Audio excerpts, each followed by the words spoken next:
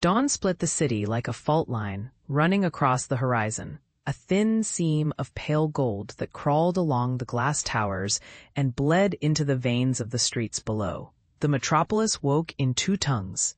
The hum of air cars, the hiss of vents, a chorus of announcements that promised nothing so much as a better tomorrow. Yet for Cale, the day began with a sound that did not belong to the morning. The soft, inhaled breath of metal bending, the creak of concrete rearranging itself, and a street that did not simply lead somewhere, but into somewhere else. The first time it happened, it was an ordinary commute, a rattle of transit rails, and the familiar 4-block pilgrimage to the Undercity where the real business of survival was conducted. Barter, favors, and a cautious poker game with the shadowy half-truth of the future. Cale had learned to trust the feeling that something was about to tilt when the city moved underfoot, a sense that the air itself carried a rumor the body could almost hear if it listened hard enough. That morning, something spoke. The street sharpened, then folded like origami made of wind and brick into a doorway the height of a man, pitch dark inside, with a frame that hummed in a tempo Cale could not name. Behind it, a city lay not in another place but in another version of itself. The doorway did not open to a different street.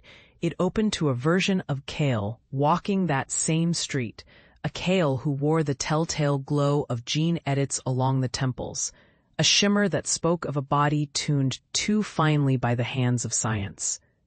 The other Cale stepped out, steady and sure, and looked straight at our Cale, as if meeting a reflection that had learned how to breathe. The eyes did not lie. They told a short, sharp truth. We are both you, and you are not entirely you. Cale's skin prickled with the copper scent of panic and something else, excitement, perhaps, or the first small tremor of something like hope. In the coat pocket, the old, stubborn chrome badge, an identity marker from a life he'd tried to forget, tickled with a reminder. You are not what you think you are. The other Cale, gaunt, glistening with a trace of stardust where the edits wore thin, looked past him, as if peering into a future he could not bear to admit was coming. Dawn, the other Cale said, and the word carried a crack in it, as if the future itself had coughed once and then pretended nothing had happened. It's always dawn somewhere when a fracture begins. Our Cale's breath snagged in his throat. He was a gene-modded outcast, a pirate with a barcode on his wrist, and a nervous system tuned to the slightest tremor of change in the air. He wore the glow with a certain pride and a stubborn ache of loneliness, evidence to the world that he had paid a price to belong to something bigger than human, and the world never stopped reminding him that the price was never paid by the world in return. The other Cale did not smile. He tilted his head, as if listening to something the others could not hear, a rumor gnawing at the margins of reality. We didn't come here to meet ourselves, he said. We came to meet a future that wants to borrow our memory and never return it. The door, for its part, continued to hum and thrum with quiet music, a lullaby for a laboratory city that slept atop an anxiety of impossible probabilities. The two Cales stood a breath apart, neither touching, both watching the other as though the other might vanish into a ripple in the air if they blinked too slowly. The shift did not end there, of course. Dawn bent the city in more than one way. By the time Cale reached the wedge-shaped mouth of the tunnel that led under the city, an entry to the labyrinthine Undercity, where the rain never truly ceased, and where warehouses turned themselves into sanctuaries for the desperate, the air carried something new, a smell that felt like memory trying to become air again, copper and rain, and something almost like a child's forgotten laughter. Lumen found him there. As she always did when the day promised trouble with a bite. She was baseline human, a fixer, a scavenger who could read the city's heartbeat in the splay of stairwells, and the way a door's hinge sagged with use. She wore a trench coat that had survived 6 winters she could not quite recall. Her eyes, a patient gray, measured the world with a currency not of gold, but of trust earned and trust broken in equal measure. Morning, she said, not quite a greeting, but a practical calculus. Or is it still dawn where you're from? She pulled a pack of smokes from a pocket she kept for the sake of old habits, habits that would soon be too expensive to retain, and flicked a piece of ash into a city that never truly slept. "Dawn," Cale answered, glancing back toward the severed doorway that still hummed in the air behind them, as if it might reopen at any moment to reveal another version of the two of them standing where they stood. A warning, I think. The city is playing a trick. Lumen's mouth twisted into a smile that did not reach her eyes. She had the kind of smile that people used to coax a lie out of a confidant, or a truth out of a bully. It never fooled anyone for long. Or the city is showing you the difference between a rumor and a corridor. She paused, listening to the city's sighs, the distant thunder of something like a factory's gears waking after a long night. "Word is you found something in the underlab. Something bright and bad." "Bright and bad sounds about right," Cale said, and then, as if admitting a failing, added, "We've got to move." They moved. The undercity was a maze of copper pipes and rusted rails, where the voices of vendors overlapped with the clamor of maintenance workers who spoke in a language of bolt tightening and safety protocols. The city's lower half was a confession booth for those who had learned to lie to themselves about the future. A place where a rumor could become a business plan with enough people willing to pretend it wasn't a rumor at all. The rumor was not a shadow in the corner of a bar or a whisper whispered through a ventilation grate. It was an argument whispered in a back room between two people who would die with the argument unsaid. They were a pair who called themselves the Quiet Choir, a faction of engineers and dreamers who believed memory is a weapon to be wielded, and memory's weapon could rewrite a civilization's self-image. They believed memory was a currency. A few shards in the right hands could rewrite what humanity believed about itself, its myths, its gods, its boundaries. The Helix Consortium, on the other hand, was the age-worn blade that cut the world and called it progress. The corporate Goliath had eyes everywhere, but they did not see what mattered most: the tremor in the city's spine when dawn revealed its true possibility. Helix cared about surface changes, the profits of memory markets, the licensing of souls, the commodification of what makes us human. While beneath those glossy towers, something was actively being unmade and remade. Cascades of rain drifted from a sky the city had never quite learned to forecast, turning the undercity streets into reflective channels. Light bent in the puddles and pooled in the knuckles of knurled metal, catching the glow of Cale's bioluminescent skin markings in a way that made him look more machine than man. A walking constellation forged in the laboratories where bodies were trimmed to be efficient at surviving the future. They found the lab not by a map, but by a noise, a rhythm of something heavy moving behind a locked door. A rhythm that spoke to Cale's hidden knowledge and to Lumen's sense that danger wore a very particular smell today. The door's guard was a husk of a man, but not dead, a human being who wore a stare that looked through you and found you lacking. He had a name tag that read, Juno, a name that could be swapped for a dozen others as easily as the man swapped his own emotions for a public face. He looked at Cale with something like longing and something else, an almost pained recognition of what was being asked of him. "This is not a place for you," Juno said, his voice a monotone that still managed to sound like spilt smoke in a ventilated hall. "Underlab is for those who are prepared to pay the price." Cale did not answer at first. He did not need to. The price already hung over him like a halo that had irradiated his nerves into sensitivity. He had paid it in memory, in a lifelong debt to a family he could not fully recall except as a series of crisp images: a kitchen sink, a mother's gentle hands, a father's stern voice, and a calloused friend whose name he could only guess. "The price has a name," Lumen said, stepping forward with a steady fear that she did not show. "And if we don't go inside, we'll spend the rest of this morning arguing with Dawn while the city splits at the seams." Juno hesitated, then stepped aside, lips pinched into a line that might have been a smile if not for the sternness of the moment. He gestured toward the door and gave a short nod, as if to say, "You've earned a pass today, but you'll owe it back tomorrow." Behind the door lay a long corridor of cold light. The walls were lined with a mosaic of screens, streaming the city's faces back at itself. On one screen, a man cried silently. On another, a child laughed without joy.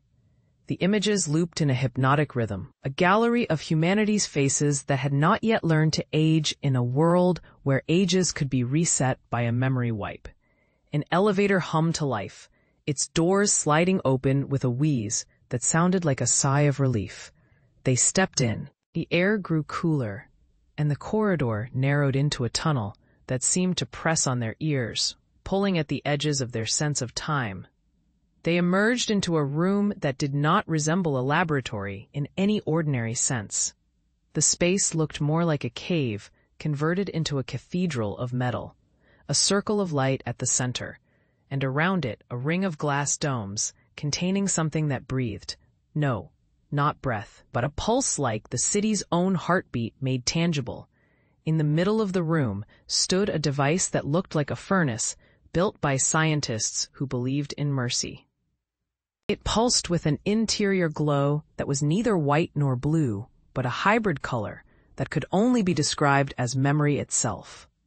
A shimmer that crawled across surfaces and made them seem like they remembered being touched by something larger than themselves. The device's name was the stabilizer, and it did not promise safety. It promised stability, a break in this fracturing reality that would allow the segments of self to anchor in a constant present unified, if not perfectly intact. The scientist who stood closest to the stabilizer wore a face that suggested both patience and fatigue. Dr. Miro Cade, a person whose eyes glowed faintly with the light of something akin to bioluminescent veins, as if the body itself carried a second skeleton of memory. Cade looked at Kale with a gravity that suggested he was about to weigh not just the body, but the life that rode inside it, a life that could be torn out like a seam ripped away by a careless hand. "You have seen the fracture," Cade said, not asking a question so much as stating a fact. His voice carried the calm certainty of someone who had spent years watching the city peel away its own layers under the hands of time and profit. Dawn reveals it. Night tries to patch it. Politicians pretend it's nothing more than a trick of weather. The room's temperature seemed to drop, as if to emphasize the stakes. Lumen's jaw tightened.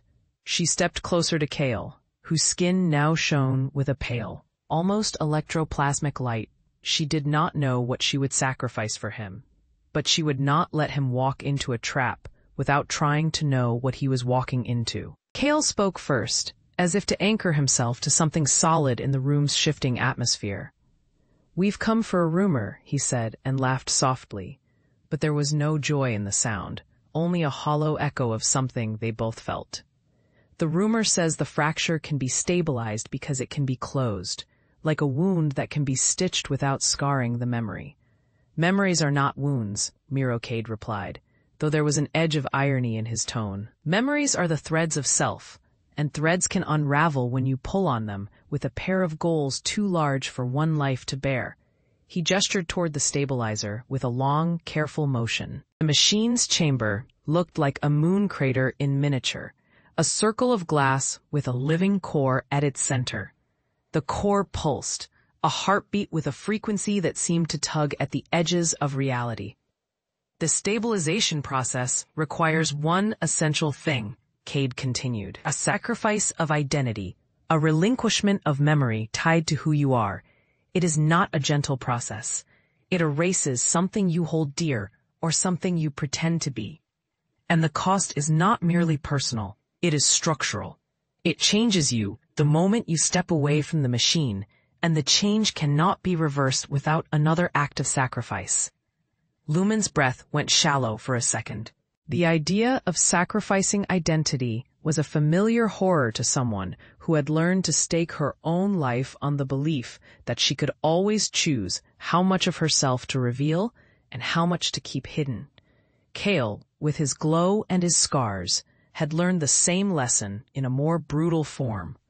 The more you reveal of yourself, the more you become what others demand you to be. But Kale did not hesitate.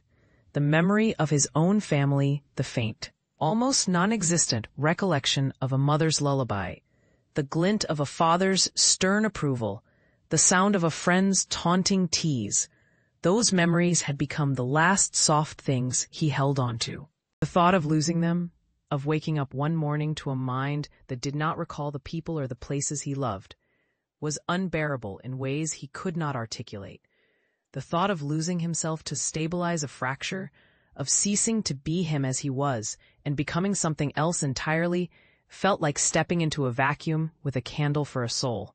He looked at Lumen, and for a moment his eyes spoke more than his mouth could. He saw silent questions rise behind her gaze, the same questions that gnawed at him when the two of them studied each other in a broken mirror. A mirror that showed not only who they were, but who they might become if they dared to cross the line. "Is there no other way?" Lumen asked, her voice almost a whisper, as if the very air would listen to her if she spoke a whisper instead of a shout. "No one can live with the weight of another person's memory. Not permanently." Cade looked at her with a mix of respect and caution. "There is always a price," he said, sounding almost affectionate toward the truth he had lived with for too long. "This is what we call stability, the leap from chaos into a precarious balance. If you want the fracture to hold, you must decide what you are willing to bear." "Tell us what you think we want to hear," Cale retorted, and his voice carried a bitter humor that did not suit the moment. "That the device can fix this without taking anything from me. That this is not about a sacrifice, but a bargain." Cade's eyes flashed briefly with a seriousness that had nothing to do with meaning and everything to do with consequence. "The bargain is the life you have now," he said, quieter. "The life you choose after, the thing you become when you wake up from this place. Nothing else is a safe promise." For a long, heavy moment, the room held its breath. The stabilizer's core throbbed as though it, too, listened to the conversation and judged its participants by some standard of truth no human should bear. Then Cale stepped closer to the machine. He touched the glass gently, as though not to break it, but to draw its attention toward him. He spoke in a low, direct voice, the rhythm of which seemed to slow time's advance. "If I choose to sacrifice something," Cale began, his gaze fixed on the glimmering core, "I will sacrifice my memory that defines me as Cale, not my core humanity, but the memory that marks me as this version of myself, the engineered self that the city says is a mistake." He paused, his voice catching on the next word, almost as if he tasted the sound before it could touch his tongue. "If I become a blank, can you still anchor the fracture?" The question hung in the air like a note held too long, a dissonance that tried to impose a harmony. The others stared at him, and for a moment Lumen's mind saw another possibility, that sacrificing the memory tied to his identity would not erase who he was in any final sense, but would instead release him from a limitation he had long desired to escape, a constraint that had kept him from being fully present in any moment that mattered. Cade did not answer immediately. He studied Cale as if weighing the exact weight of a psychological atom, as if the decision were a chemical formula that could alter the room's temperature with the shift of one variable. "Identity is not a single thread," he finally said. "It is a tapestry woven from 1,000 threads. The stabilizer can sever one thread and assign a new weave to the remaining fabric. The question is, will the new weave carry your past or erase it?" A silence fell. The room, with its glass domes and humming core, seemed suddenly vast, enough to swallow the three of them whole. The doorway's glow, which had seemed so benign at first, pulsed with an intensity that suggested it might close on them all at any moment, unless someone acted with the certainty of a reckoning. Lumen spoke then, her voice steadier than she felt. "We are not here for a test run," she said, addressing Cade and the device as if they were pieces of a machine that would either save or ruin their lives. "We are here to stop a war waged, not with guns, but with memories.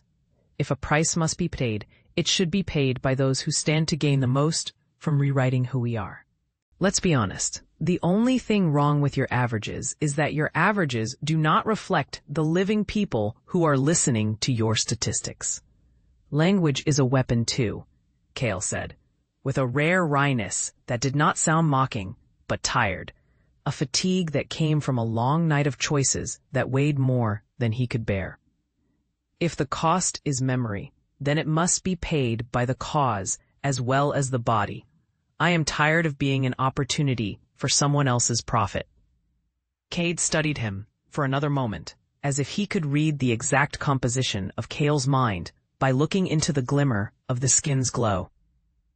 Then he reached into the pocket of his lab coat and drew out a small, flat device that looked like a memory precisely, the kind of device the sector might want. A shard collector.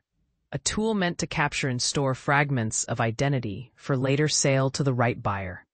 Take this, Cade said, offering the shard collector to Cale. If you are to sacrifice, we will preserve what we can for the time when you might choose to return. Perhaps the courage to become nothing is not the end but a possibility, the possibility to return to something you can recognize as yourself. Cale looked at the gadget with a sort of slow wonder, as if the mere idea of returning to a self he could recall would be enough to keep him from taking the drastic step. But the memory of his own face, the memory of a family he had never fully claimed, and a future that might depend not on who he had been, but on his willingness to become something new, pushed him toward the device. The decision, when it arrived, felt almost clinical. He closed his eyes, pressed his hand to the stabilizer's glass, and whispered a single sentence that sounded both like a vow and a confession. If I disappear, I want you to keep the truth of who I was, but do not let that truth trap the future. His breath shuddered. For a moment, nothing happened.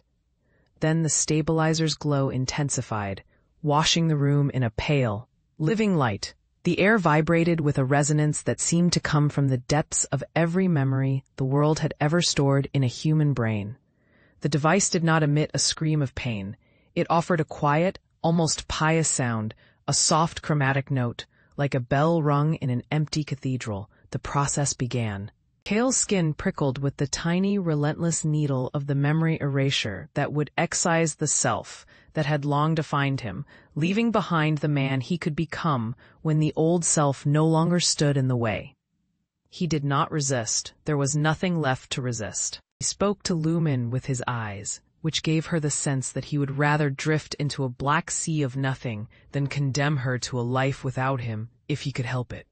"Protect the fracture," he whispered, a line of courage threaded into a cry of fear. "Protect the future you deserve."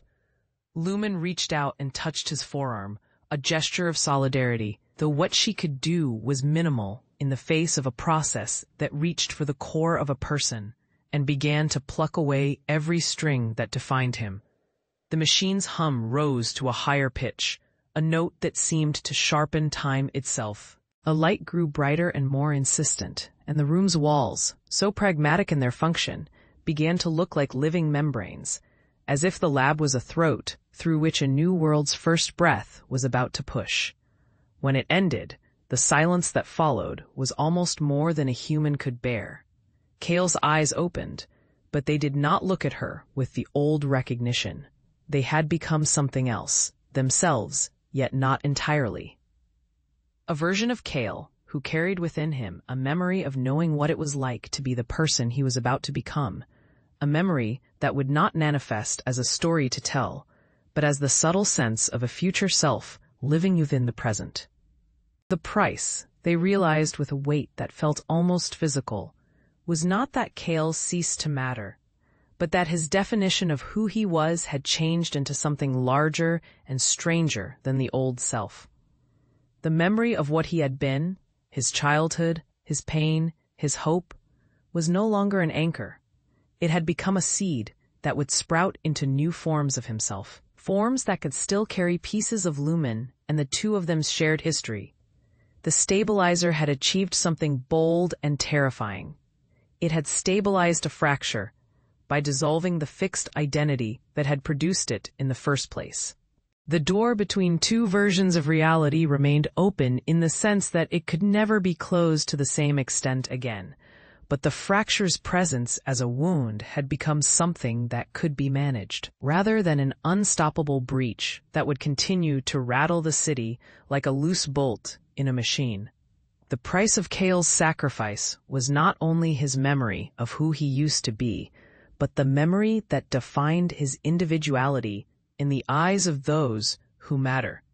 The other version of him who had become his partner in survival. He had become something else in exchange for something that could not be bought in any ordinary market. The permission for a baseline to live beside him without the fear that his existence depended on the memory of someone else. Lumen, standing amidst the aftermath of the decision, felt the world tilt again, though not with a violent twist this time, but with a sore, sweet ache that told her they had chosen to live with a future that could be better than the past's worst fear. The cities bleed. The phenomenon of memories leaking across the boundaries of realities seemed less a threat and more a possibility that she and Kale's new self could help the city negotiate. The memory's erasure, though, roped in the second, more insidious truth. The memory shards themselves would become a prize in a competition of power.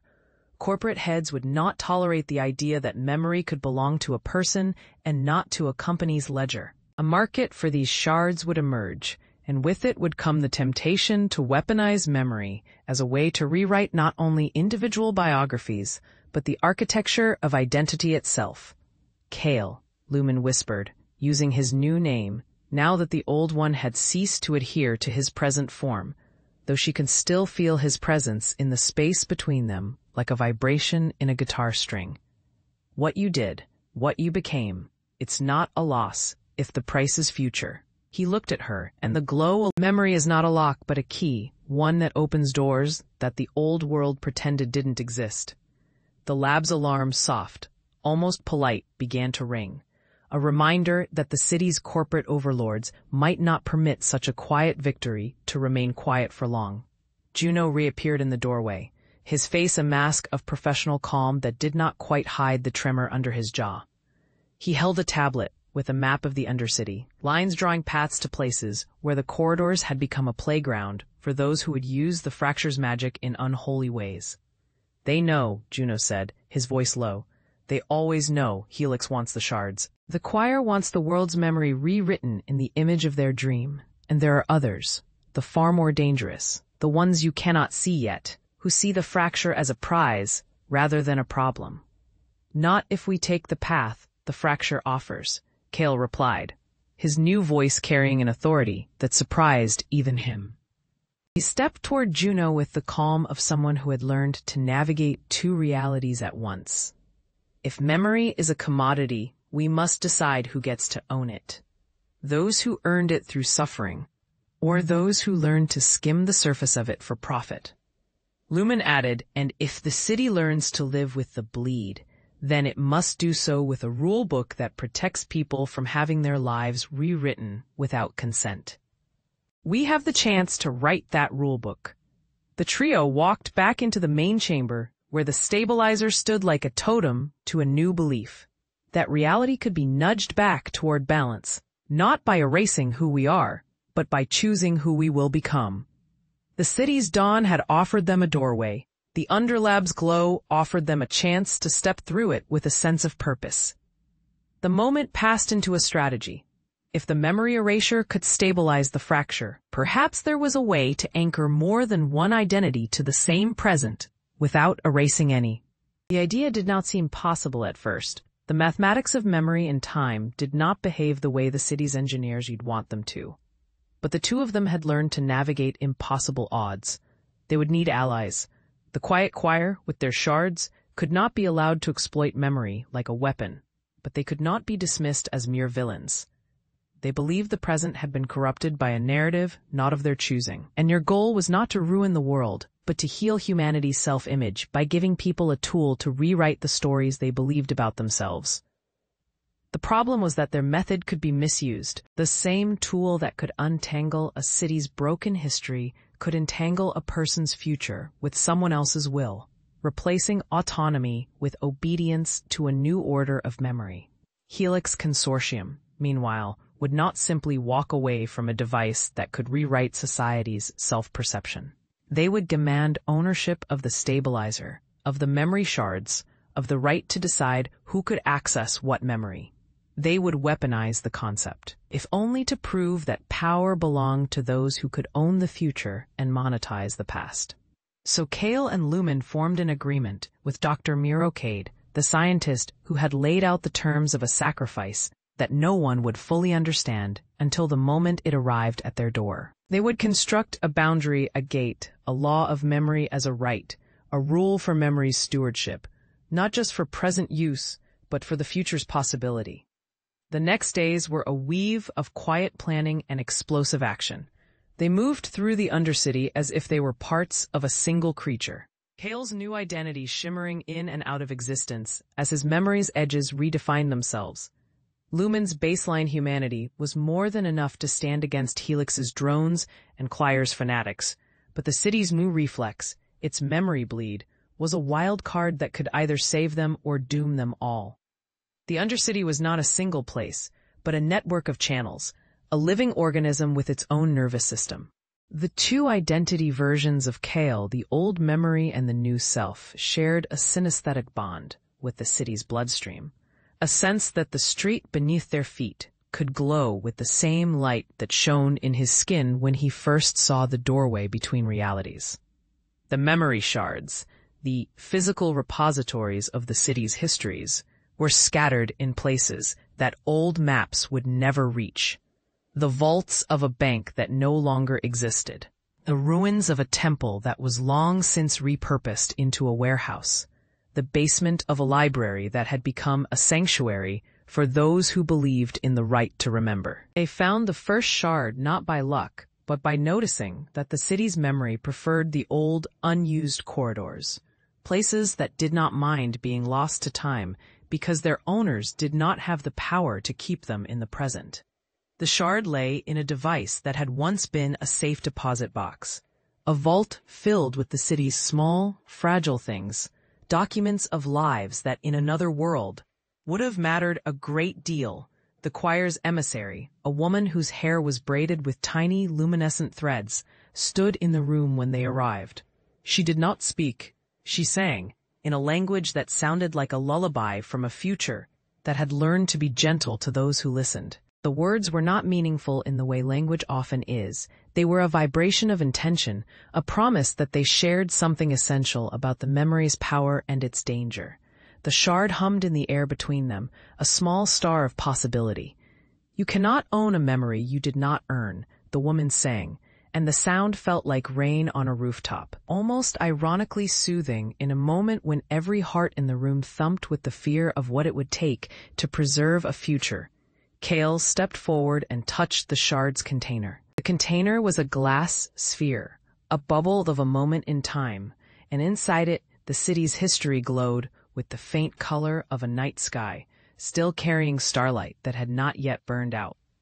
The shard's glow pulsed in time with his heart, as if the memory recognized him as kin, or at least as someone who could protect it from being misused. Lumen stood beside him, her hand near the shard, but not touching it directly. She did not trust the memory in the way Kale did. She trusted their cause and their determination to preserve humanity's future, more than the shard's promise of a new past. The choir singer watched, not with malice but with an almost wistful dream of a world in which memory's power would be used with wisdom rather than greed. The moment was interrupted by a siren's cry, Helix's drones, a chorus of angry bees, buzzing toward the lab and the shard with a plan to seize both. The choir did not attack. They did what their creed insisted, guardianship over memory, yet they did not move to obstruct. They merely stepped back into the shadows of the Undercity's labyrinth and sang a word into the air, a name for the plan they had to exercise, a plan that would take the memory's power out of the corporate's hands and place it under the city's own governance. The battle that followed was not a battle of brute force, but a battle of timing and intention. Kale, whose new form carried both the memory of his past and the open future within him, moved with a grace that did not feel like either of the two you would expect. He could dodge a cutting-edge drone with a motion that looked almost like play, and then pivot into the drone's flight path with a single step that turned a weapon into a harmless extension of his own will.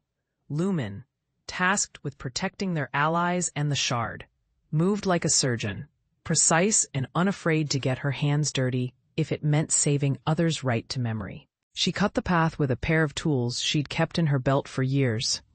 A memory of a gun, a memory of a cutthroat, a memory of a life lived at the edge of the city's rules and the law's mercy. Together, they became something like a storm, a blur of purpose. The drones could not break through their defense, and the choir's singer used voice and memory like a shield to deflect fear and anger alike. The corporate forces, crisp uniforms, the scent of disinfectant, the cold gleam of metal walls were not defeated, but made to watch and hold their breath, to wait for a moment when the city would decide that memory was not a commodity, but a right. In the end, the victory did not belong solely to Kale, Lumen, or the choir. It belonged to the city itself, which had learned to bleed without bleeding to death, to remember without becoming a slave to the past. The fracture's edges had begun to knit themselves into a softer seam, one that could tolerate more than two parallel selves and a rumor of two futures. The city's cry, half fear, half ember, became something else, a collective memory of possibility, a belief that it could exist with more than one version of the self and still claim its humanity. The price remained, however. And memory shards, the physical anchors of the city's histories and identities, had to be regulated by a system that neither corporate greed nor factional zeal could hijack. The device's memory erasure had released a floodgate that could drown a city's solidarity if left uncontrolled. The answer lay in a new covenant, a charter of memory that guaranteed consent, the right to own one's own past, and a commitment to protect those who carried memories that society preferred to forget.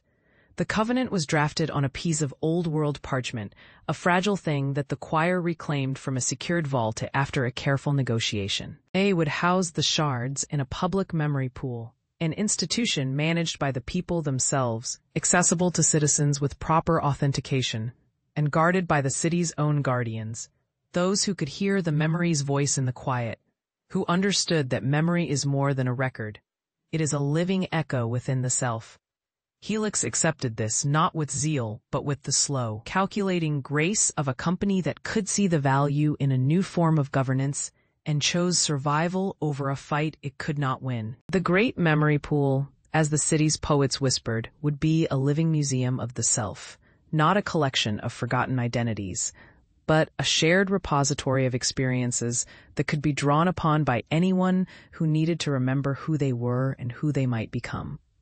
The covenant's first line said it plainly: no memory shall be owned by any one entity. No memory shall be sold.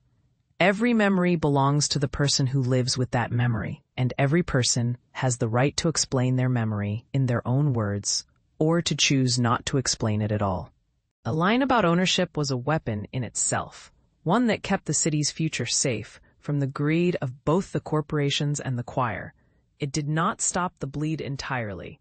The fracture would keep bleeding in the margins, a reminder that the city had learned to live with something that was not a neat solution and would never be one it did, however. Create a space where the bleeding could be managed, where people could be educated about memory's responsibilities as well as its rights. The city began to adapt to the new normal with a curious mixture of relief and fear. People could remember things they would rather forget, and they could forget things they would rather remember, but always with the consent of their own present and the presence of others who would respect that consent. The memory pool's public nature became a symbol of civic trust. It was not a place for gossip or manipulation, but a sanctuary where a person could go to understand the shape of their own mind and check the shape against the story the city told about itself. Kale's new identity, the one he now used as his everyday self, carried a quiet confidence, not the swagger of someone who had learned to wield power, but the calm of someone who understood the price of power and the cost of compromise. He no longer bore the old memory that tied him to a past of suspicion and loneliness. He wore instead a new skin, one that did not erase his experiences, but braided them into a more complex, nuanced sense of self. This new self was not about erasing the old either. It was about letting both versions of him exist, not in conflict but in companionship, like the two hands of a clock, pointing to the same moment from opposite directions. Lumen's own identity, anchored in a baseline's humble honesty and resilient pragmatism, evolved in tandem. She found herself speaking with a language that was both softer and harder, the language of someone who had always fought the system, but had never believed that systems could not change. Her relationships gained a new depth because she now allowed herself to admit that she was not entirely sure of who she was, nor did she need to be, in order to fight for a future where more people could claim their own memories. The city's become real mirrored self. The new mirror that Dawn had offered was not perfect. It did not solve every problem. But it did something else that mattered. It created a space in which every person could imagine not just a single future, but multiple futures, all coexisting in a shared city's breath, a shared memory, a shared dream. The line that the story began with, reality morphing at dawn and a doorway between versions of you, was no longer a spectacle to fear or marvel at. It became a daily reminder that the self was not a solitary traveler, but a chorus of versions, some older, some younger, some in between. The door that had opened at the city's heart during dawn's first light had become a passage that the city would learn to cross with courage and care. And so the story did what stories do when they grow up in a world that has learned to dream in parallel. It stopped needing a tidy final act and instead found a rhythm of ongoing stewardship. The fracture remained, but its edge, once bright enough to fracture a person's life, now glowed with a gentler light. A candle kept for those who needed it, a beacon that reminded them that the self is a place to belong to, not a history to be held alone. If the city's future could be captured in a sentence, it would be this: reality can bleed, memory can fracture, but people can stand together and bind the fracture with a vow to preserve the self and to honor others' right to their own selfhood. The new mirror may be impermanent, but it is inclusive. In the end, the city learned to live with the bleed, and the bleed learned to give back. The two versions of Kale, no longer separate but not wholly merged, coexisted with Lumen's baseline humanity, a triad of selves learning to navigate a world where time could bend, memory could travel, and identity could be chosen as freely as the dawn's light could choose to color a street. And as the city settled into its new rhythm, the soft, uncertain tempo of a world that had learned to keep what mattered in sight without losing what mattered to others, there was one thing left to say, whispered in neon along the alleyways and spoken softly by the old men who had learned to listen to the city's heartbeat. If this hooked you, subscribe, like, comment, and share to explore more. The dawn's drift and the city's breath continued to mingle. And somewhere, in the space between the old and the new, a door stood, ajar, not closed, a lifelong invitation to those who would choose to walk through it. The brace of memory and the burden of identity no longer defined a person so much as a purpose, to keep the future's possibility alive for everyone who woke to a day that might be dawn or might be something else altogether, but would always be watched over by a city that learned to hold its own memory with care.